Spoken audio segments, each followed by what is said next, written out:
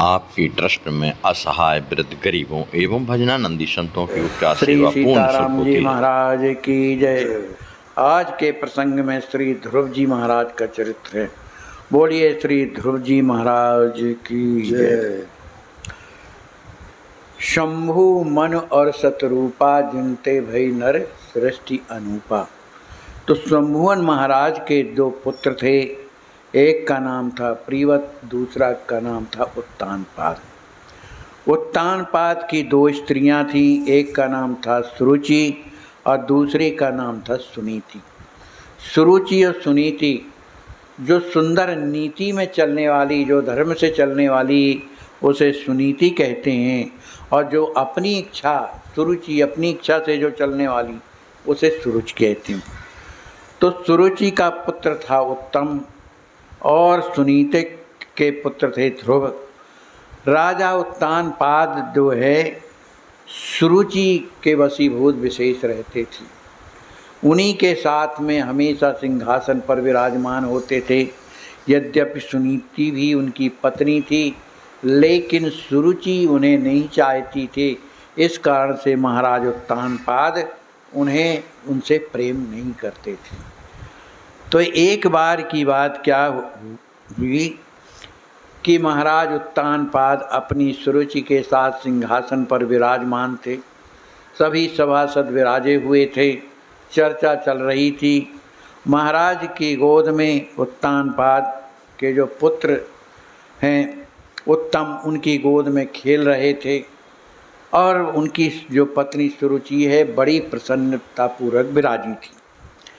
किसी तरह से सुनीति ने अपने पुत्र ध्रुव का श्रृंगार किया। श्रृंगार करने के बाद अपनी धाय से कहते हैं, सखी से कहते हैं कि इन्हें जा कर के और लड़कों में कर आओ जिससे ये खेलें। वो जानते थे कि सुरुचि चाहती नहीं है तो क्यों उधर भेजा जाए, तो बालकों में खेलने के लिए उन्होंने भेज दिया। लेकिन सभी बालक खेलते खेलते उसी राज सदन में आ गए। ध्रुव भी आ गए। तो ध्रुव ने जैसे ही देखा कि मेरा भैया जो उत्तम है मेरी पिताजी की गोद में खेल रहा है, तो मेरा भी तो अधिकार है, मैं भी पिता की गोद में बैठ करके और आनंद मनाऊं। ऐसा सोच करके वो पिताजी के जा कर के चरणों में प्रणाम करते हैं। प्रणाम करने के बाद उत्तानपाद उन्हें आशीर्वाद देते हैं, लेकिन उन्होंने उठाया नहीं, इसलिए कि पत्नी से डरते थे, सुरुचि से डरते थे। आखिर वह बालक चढ़ने की चेष्टा करने लगा। छोटा था, 5 वर्ष का था। तो सुरुचि ने कहा, अरे ध्रुव तू कैसी चंचलता कर रहा है? अरे तू इस गोद का अधिकारी नहीं है ना? अगर तुझे वास्तव में अपने पिता की गोद में बैठना है तब तो तुझे तपस्या करनी पड़ेगी। इतनी तपस्या कर कि भगवान से तो ये वरदान मांगना कि मेरा जन्म सुनीति से नहीं सुरुचि के गर्भ से हो, तब तो तू अपने पिता की गोद में बैठ सकता है, अन्यथा नहीं। ऐसा कह करके और ध्रुव जी का हाथ पकड़ करके सुरुचि ने अलग कर दिया। अब चूँकि छत्री थे, ध्रुव भी तो छत्री ही हैं, उन्हें बड़ा बुरा लगा कि बताओ मेरी माँ तो दोनों हैं, लेकिन ये माँ मेरी कैसी है जो मुझे पिताजी के पास नहीं जाने देती है। बड़े दुखी हुए, रोने लगे। रोती हुई अवस्था में अपनी माँ के पास आते हैं, चरणों में प्रणाम करते हैं, कहते हैं, माँ आज मुझे बड़ा दुख लगा, मुझे मेरे पिताजी ने अपनी गोद में नहीं लिया है। मुझे जो मेरी माँ है उसने मेरा हाथ पकड़ करके और फेंक दिया और ये कहा कि अगर तुझे अपने पिता की गोद में यदि बैठना है तब तुझे तपस्या करनी पड़ेगी। जब तपस्या से भगवान प्रसन्न हो तब तू वरदान में कहना कि मेरा जन्म सुरुचि की कोख से हो, तब पिता की गोद में तू बैठ सकता है। आखिर माँ है सुनीति, अपने पुत्र को हृदय से लगाती है, उसके आंसू पोंछती है। हृदय से लगाने के बाद कहती है, देख बेटा, अरे आखिर माँ वो भी तो है, उसकी बात का बुरा नहीं मानना चाहिए। और फिर जो सुरुचि ने कहा है बेटा वो सही ही कहा है, क्योंकि बिना तपस्या के सुख कभी मिलता नहीं। आज जो हमारी दुर्दशा हो रही है, हमारा जो सम्मान नहीं हो रहा है, इसका कारण क्या है? हमारे कर्म अच्छे नहीं, हमने तपस्या नहीं की है, इसी के का परिणाम। और सुरुचि ने तपस्या की है, उसी का परिणाम है कि वो राज सिंहासन पर बैठी हुई है, उसका पुत्र उसके पिता की गोद में खेल रहा है। ये तो बेटा अपने अपने कर्मों की बात है, तो तपस्या से ही सब कुछ होता है, तो तुम्हें उनकी बात का बुरा नहीं मानना चाहिए। सुरुचि ने जो भी कहा है तुम्हारे हित की बात कहा। ऐसा जब ध्रुव जी ने सुना तो ध्रुव जी ने पूछा, माँ ये तो बताओ कि जब मेरी माँ दो हैं, हमारे पिताजी की दो पत्नियाँ हैं, तो वे केवल सुरुचि से क्यों प्रेम करते हैं, तुमसे प्रेम क्यों नहीं करते हैं? तो इस बात को लेकर के सुनीति कहती है, बेटा ये सब दुर्भाग्य की बात होती है। हमने कोई ऐसे पुण्य नहीं किए जिसके फलस्वरूप हम सिंहासन में बैठ सकें, पर इस पर विशेष विचार नहीं करना चाहिए। बेटा उनने जो तुम्हें आज्ञा दी है तुम तो वही सोचो, वही विचारो। अब तो ध्रुव ने कहा कि तो ठीक है, अब मुझे ये अनुभव हो गया कि संसार वाले जो पिता की गोद है वो ऐसे ही है। सबसे बड़ी गोद है परमात्मा की गोद। मेरी माँ ने मुझे ठीक समझाया है। तो अब तुम मुझे वन जाने की तैयारी करो, जिससे मैं वन में जा कर के और तपस्या करूँगा और उस परमात्मा की गोद में मैं स्वयं बैठूँगा। और मुझे विश्वास है कि वो मुझसे प्रेम करेंगे, मुझे अपनी गोद में बैठाएंगे, मुझे पूरा भरोसा है।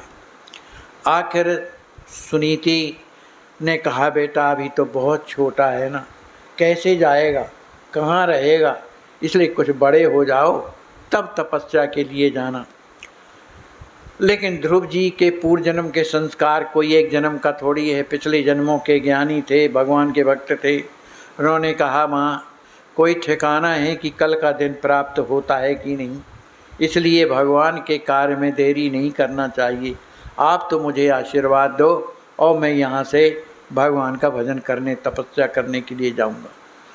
तो अपने पुत्र ध्रुव की इस बात को सुन कर के सुनीति बड़ी प्रसन्न होती है, हृदय से लगाती है, बेटा तू ठीक कहता है, तुम तो जा कर के भगवान का भजन करो, वही ऐसी कृपा करेंगे कि तुम्हें ऐसी गोद प्राप्त में होगी जिस गोद के द्वारा बाद कभी उतरना पड़ता ही नहीं। उसमें प्रतिष्ठित हुए तो कभी उतरना पड़ेगा नहीं, इसलिए तुम जा कर के भजन करो। इस तरह से ध्रुव जी महाराज अपने माँ के चरणों में प्रणाम करते हैं और प्रणाम करते हुए वहाँ से बाहर निकल जाते हैं। जंगल की ओर जा रहे हैं, मन में सोचते जा रहे हैं कि मैं कहाँ जाऊँ, कहाँ बैठ कर के तपस्या करूँ, भगवान कहाँ मिलेंगे। केवल मन से सकल वासना भागी, केवल राम चरण लव लागी। भगवान में उनका मन लग गया। जब भगवान में मन लगता है, भगवान के प्रयास में जो चलता है, भगवान का दर्शन जिसे चाहिए तो भगवान खुद साधन जुटा देती, करने की आवश्यकता नहीं होती। उसी समय श्री नारद जी महाराज का दर्शन हुआ। नारायण नारायण कहते हुए अब वहीं पर पहुंच जाते हैं जहां ध्रुव जी चले जा रहे हैं। नारद जी महाराज को देखकर ध्रुव जी ने चरणों में प्रणाम किया। नारद जी ने, यद्यपि वो तो सर्वज्ञानी है, सब जानते हैं कि ये कहाँ जा रहा है, क्या करना चाहता है। नारद जी ने कहा, ध्रुव अभी तुम बहुत छोटे हो, तुम्हें अपनी माँ का इतना बुरा नहीं मानना चाहिए। अरे माँ है, कभी गलती में थप्पड़ भी लगा देती है तो फिर प्रेम भी तो करती है ना, तो तुम्हें इस बात का बुरा नहीं मानना चाहिए। और तुम जा कहाँ रहे हो? जंगल में जाने से तुम्हें वहाँ भूख लगेगी, कौन तुम्हें भोजन देगा, कहाँ जल मिलेगा? फिर जंगल में तो हिंसक जानवर रहते हैं बेटा, उधर कोई रक्षा करने वाला नहीं रहेगा, कहाँ तुम जाते हो? अभी तो कुछ छोटे हो, इसलिए खेलो खाओ, इसके बाद भगवान का भजन करना। ध्रुव जी ने हाथ जोड़ करके कहा, प्रभु आप मेरी गारंटी लेते हैं कि मैं कल का दिन प्राप्त कर सकूं। इसकी गारंटी है? आप तो सबको उपदेश देते हैं कि काल सबको खा जाता है, ऐसा होता है, वैसा होता है, इसलिए भजन करना चाहिए। ये आप ही के तो उपदेश हैं और आप ही मेरी ही मार्ग में अवड़ूरा पैदा कर रहे हैं। आखिर ध्रुव की इस बात को सुनकर के नारद जी महाराज बड़े प्रसन्न होते हैं। उन्होंने अनुभव कर लिया कि ये भगवान की प्राप्ति अवश्य करेगा। श्री नारद जी महाराज ने उसे हृदय से लगाया, सिर में हाथ फेरा और सुंदर एक कान में मंत्र दे दिया, ओम नमो भगवते वासुदेवाय। कहा बेटा इसी का मंत्र का तुम जाप करना और अपना मन यहाँ वहाँ न लगा करके, अपने माँ बाप में न लगा करके भगवान के मन में मन लगाना। भगवान बड़े सुंदर हैं, पीताम्बरी धारण किए रहते हैं, सुंदर किरीट मुकुट पहने रहते हैं, उनका मुख बड़ा सुंदर है ना। उनके ओष्ठ बढ़िया बिंबा फल के समान हैं, गले में सुंदर मालाएं पहने रहते हैं, मंद मंद मुस्कुराते रहते हैं। इस तरह का ध्यान किया करना। जब इस तरह का ध्यान करोगे तो भगवान तुम्हारे हृदय में आकर के और विराजमान हो जाएंगे। उस समय तुम्हें किसी तरह की चिंता नहीं करनी है कि मैं कहाँ रहूँगा, क्या होगा, कैसा नहीं। तुम तो केवल भगवान की चिंता करो। इस बात को सुन करके श्री ध्रुव जी बड़े प्रसन्न होते हैं और चरणों में प्रणाम करते हैं। प्रणाम करने के बाद और आज्ञा लेकर के और कहते हैं कि आप मुझे बताइए मैं कहाँ जा कर के भजन करूं। तो श्री नारद जी महाराज ने कहा कि तुम मधुपुरी में जाओ। मधुपुरी माने मथुरा। मथुरा में जा कर के और जमुना जी के किनारे ही चले जाना।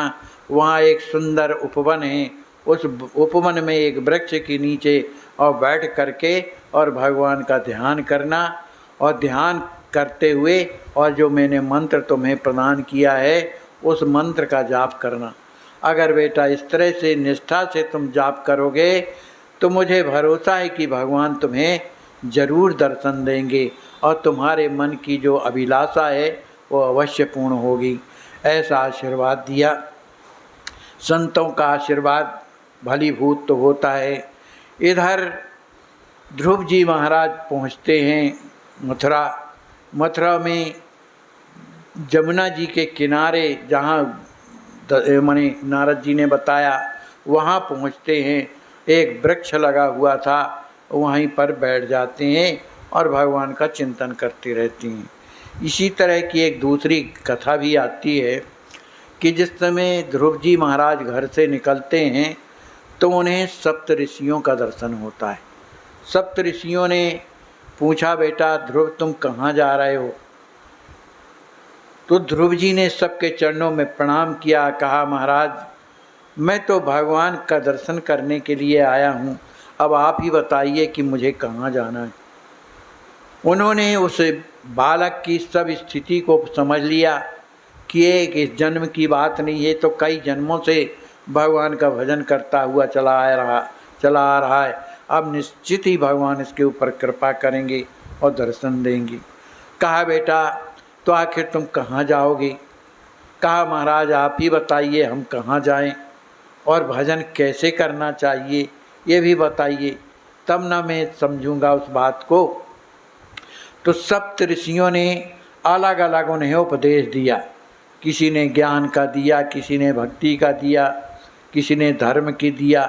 इस तरह से उपदेश मुख्य से सब लोगों ने मिलकर उसे भक्ति का ही उपदेश दिया कि भक्ति के द्वारा ही भगवान जल्दी प्रसन्न होते हैं।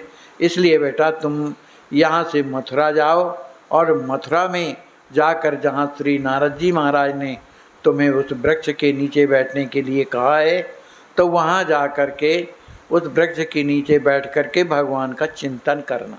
भगवान का चिंतन करते हुए अगर भजन करोगे तो निश्चित ही भगवान तुम पर कृपा करेंगे, ऐसा हमारा आशीर्वाद है।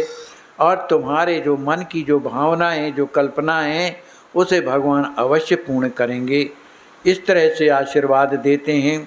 ध्रुव जी महाराज वहाँ से मथुरा की ओर प्रस्थान करते हैं और जमुना जी का किनारा पकड़े हुए उसी उपवन में जाते हैं जहाँ वो पेड़ लगा हुआ है। उसी पेड़ के नीचे बैठ कर के और भगवान के भजन के लिए बैठ जाते हैं।